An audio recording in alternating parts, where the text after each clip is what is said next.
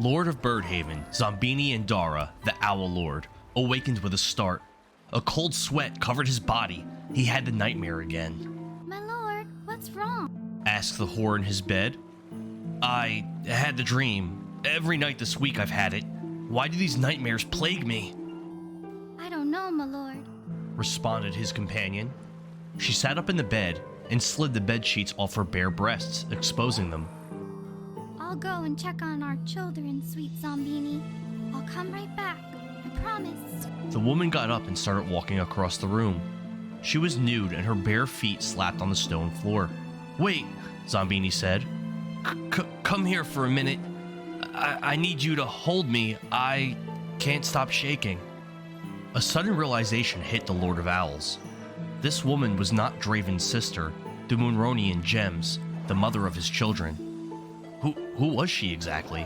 The woman turned back towards him, but her face, it looked different. It was distorted and devilish. In an infernal growl, she barked at Lord and Dara. Show no weakness or fear, Narzagon. Obey me and bring me my champion. And Dara closed his eyes, but visions poured into his head. He saw himself being born in flames besides a heavily armored black mount. He saw a glowing red gem.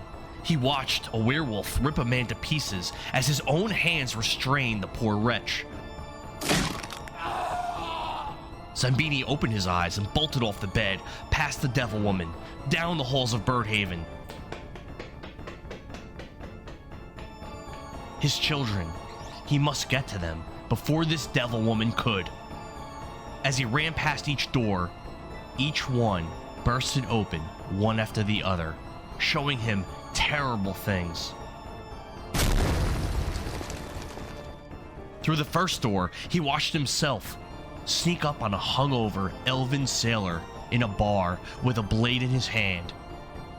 Zombini tried to stab the man from behind, but the man was too quick for him and fought Zombini off.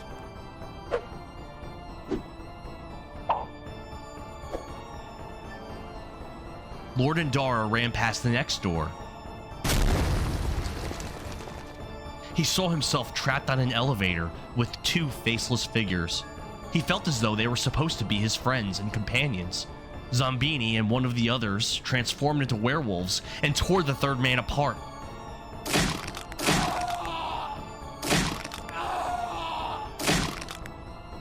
Blood and entrails covered the elevator walls, floors, and the two werewolves themselves.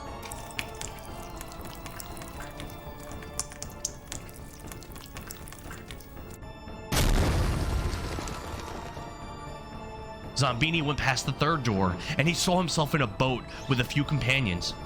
He pulled a rotting head from his satchel, and immediately after, a dragon grabbed one of his friends from the boat and devoured him.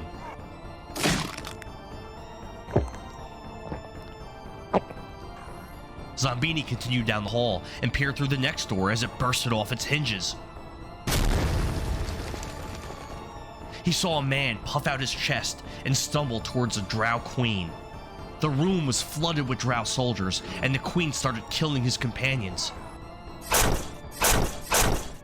Zombini grabbed the chest-puffed man's shoulder from behind and screamed, "We have to go now!"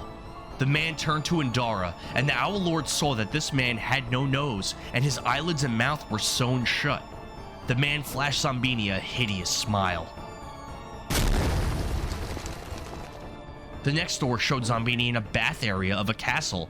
A prostitute stood in front of him and bent down to unlace his breeches. Indara grabbed her throat and started choking her. The Owl Lord had his way with the poor woman as she turned purple and died. Guards spilled into the room and cut him down without mercy.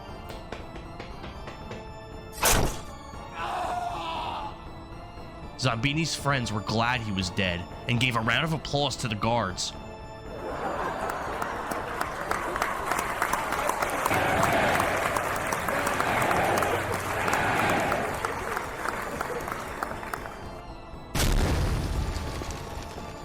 Zombini made it to the final door before reaching his children's room.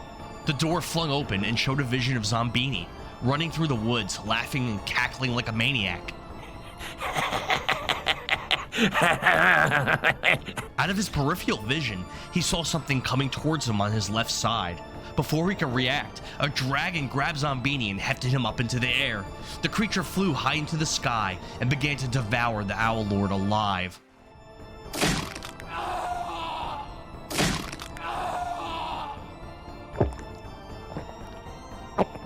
He dropped his weapon while being carried off. It was an infernal-looking mace. The Devil Woman, from his bedroom, cackled fiendishly in his mind and said, Now your soul is mine. You belong to me. You will be my slave for all eternity, young Indara. Zombini finally reached his children's room and crashed through the door. His two children were sitting on the floor in their empty room. There were no furnishings, and the room had no light. Both children looked up at him. One was his natural-born daughter, the other his bastard son. Zombini had never taken a wife. Mila! Dombear! We have to go! There's danger! Dombear and Mila stared at him blankly, and in unison they responded. Who are you? We don't know you. Go away. I'm your father. Of course you know me. I'm your daddy, they replied. Mommy says our daddy is a great lord that lives in a castle.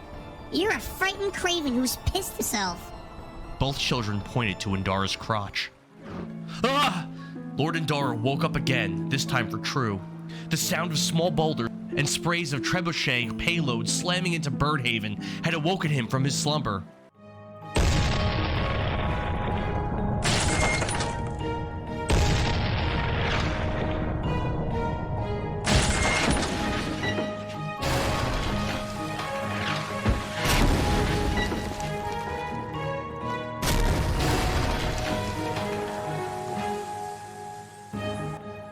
My children and their mother don't live here with me. They are in a far-off kingdom, Zombini reflected. A guardsman rushed into the room. Milord, we're under attack. We know not who they are, but there are thousands. They'll breach the walls shortly. Bring me my sword and armor. Have the captain of guards position men on the walls with pitch, stones, and bows. Alert our cavalry that they'll be doing a sortie along the enemy siege lines. I'll die before Birdhaven falls. Yes, Milord. Replied the guardsman. Milord, you'll be needing a new pair of breeches and small clothes as well. I'll go get them.